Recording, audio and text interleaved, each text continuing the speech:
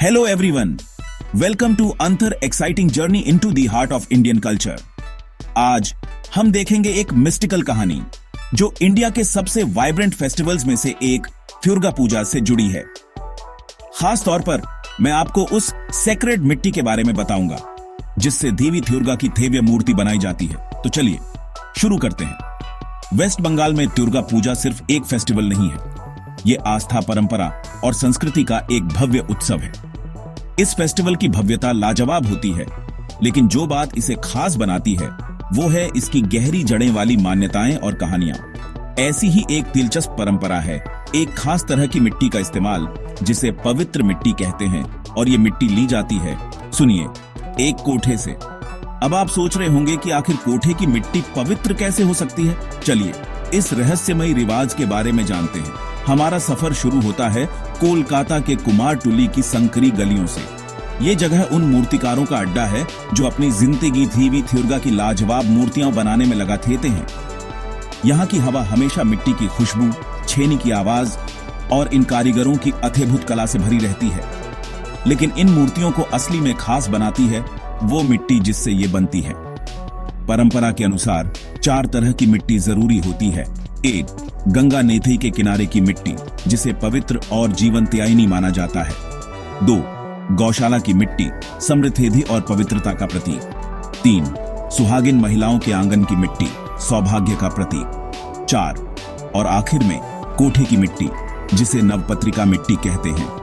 जी हां, आपने सही सुना, कोठे की मिट्टी। ये सुनने में अजीब लग सकता है, लेकिन इसके पीछे एक गहरी आध्यात्मिक और दार्शनिक कहानी है।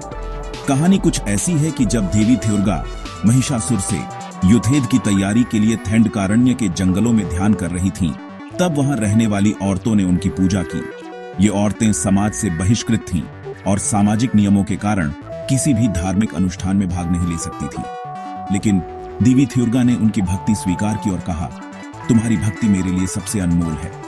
तुम्हारे पवित्र हाथों से छुई हुई मिट्टी हमेशा मेरी मूर्ति का हिस्सा रहेगी। यही मान्यता वेस्ट बंगाल में थुर्गा की मूर्तियों में कोठे की मिट्टी मिलाने की परंपरा का आधार है। इस परंपरा से एक जरूरी सामाजिक संदेश भी मिलता है। ये पवित्रता और अपवित्रता की दीवारों को तोड़ती है और दिखाती है कि देवी थुर्गा किसी से भेदभाव नहीं करती। उनके लिए हर भक्त एक समान है। अब आप सोच रहे होंगे कि क्या ये परंपरा आज भी निभाई जाती है? जी हाँ, बिल्कुल। आज भी कोलकाता के सोनागाछी जैसी जगहों से मिट्टी इकट्ठा की जाती है।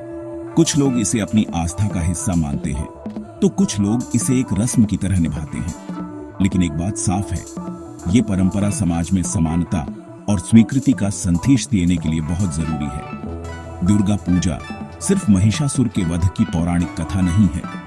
ये नारी शक्ति, सामाजिक समानता और पुनर्जन्म का प्रतीक है। जब मूर्ति में कोठे की पवित्र मिट्टी मिलाई जाती है, तो इसका मतलब है कि समाज के किसी भी हिस्से को ठुकराया नहीं जाना चाहिए।